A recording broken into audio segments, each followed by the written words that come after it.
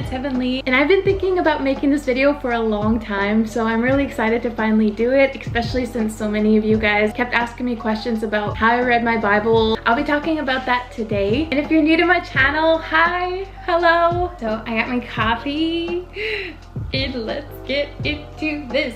Okay.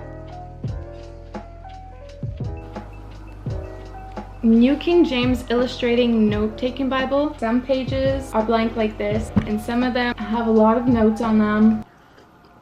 The first time I read through my Bible, I just grabbed whatever Bible plan there was to read the Bible in 1 year. Some Bible reading plans, they have you jump around the Bible and read like 2 different books in 1 day and all that kind of stuff. But I made my own plan. First of all, I'm going to show you kind of how I made my own plan.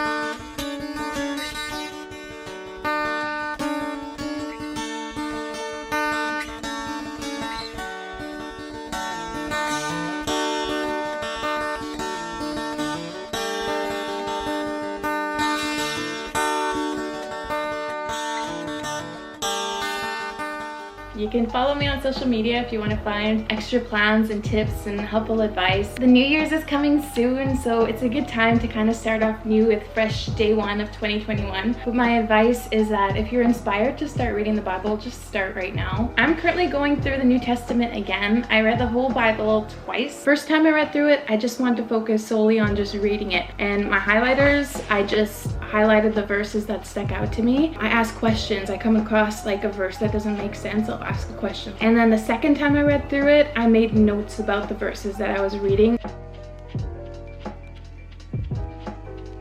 So you don't have to understand the Bible to get started. I just simply prayed, Lord, if you're way beyond my comprehension, way beyond my understanding, then please give me understanding to understand your words. I just went into it as a leap of faith. I do them as soon as I get up with my morning coffee. I read my Bible before I check my phone. It's kind of a rule. I like to think of reading my Bible as spiritual food. So if I don't read my Bible, I will feel my spirit getting tired. Since it's the New King James Version, there's actually a real deadly Bible audiobook that I use and have been using for the past 2 years. It's called The Word of Promise, and a couple awesome actors actually voice the characters in here. They have background music and background sounds and horses and trumpets, so it makes reading the Bible really fun for me because it gives me such strong imagery. These are all the tools that I use in my Bible reading every single day.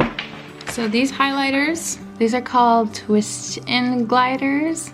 They have like a gel top.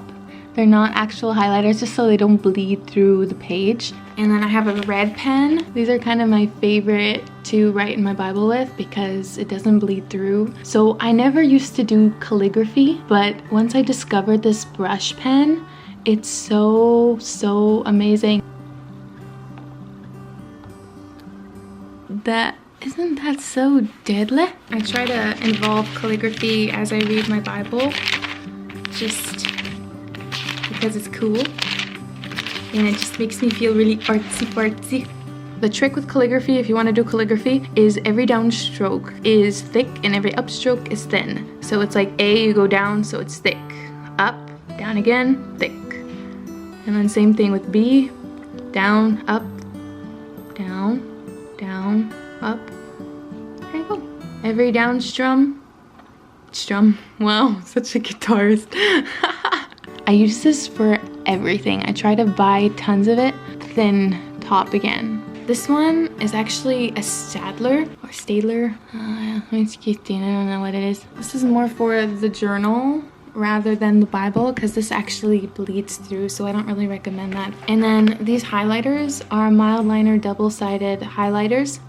These are actually the cheap like $5 kind that I got from Walmart, but you can actually order the brush pen kind online. I use the gel ones right on the verses, but then I use these ones right here to fill on the side notes. So I try to go to this app and then there, boom, it's right here. Jim Caviezel, such a big fan. I usually use earphones. So it says track 1126 on here, so I just gotta find it. And yes, I had to write down tracks for each chapter. As you therefore have received Christ Jesus the Lord, so walk in him, who is the head of all principality and power.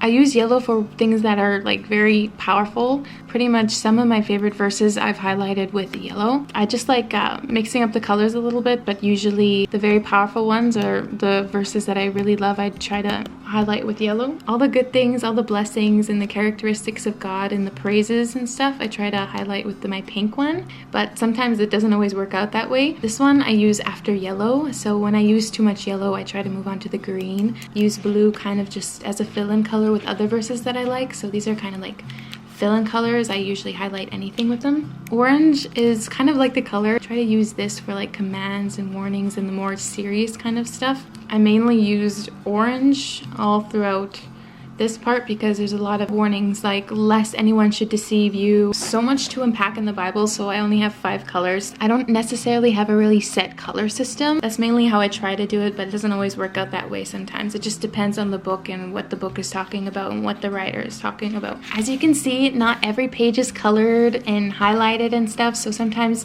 it's just a story. Proverbs is like one of my favorites because I get to decorate the sides because I love the verses so much. The New Testament is more filled up because it's kind of easier to understand and easier to apply to my life right now.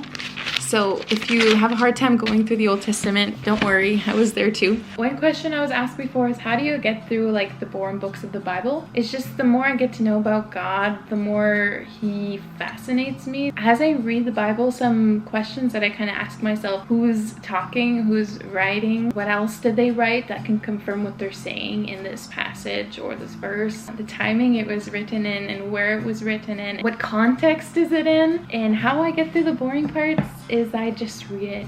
Now, if it's one thing I learned is that when you read the Bible, sometimes you'll reread the same sentence like 3 times and still not focus and concentrate on it, and that's okay. I've been through that plenty of times myself, especially during the first time I read through the Bible. Reading out loud or having it read to you, for some reason, hearing it through my ears gives it so much power.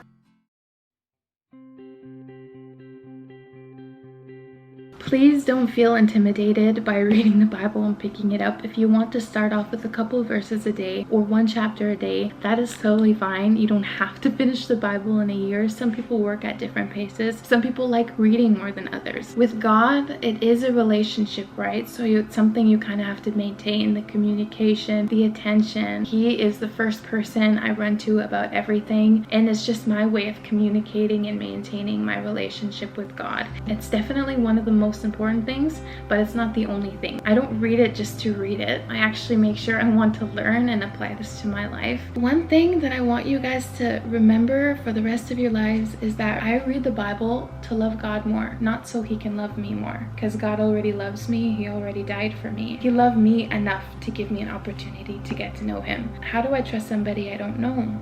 And that's why the Bible is such a gift. You'll be surprised what blows your mind. Thank you so much for watching, and God bless you. Bye. What was I saying? Dang it, I lost my track of thought. All that jazz. ASMR.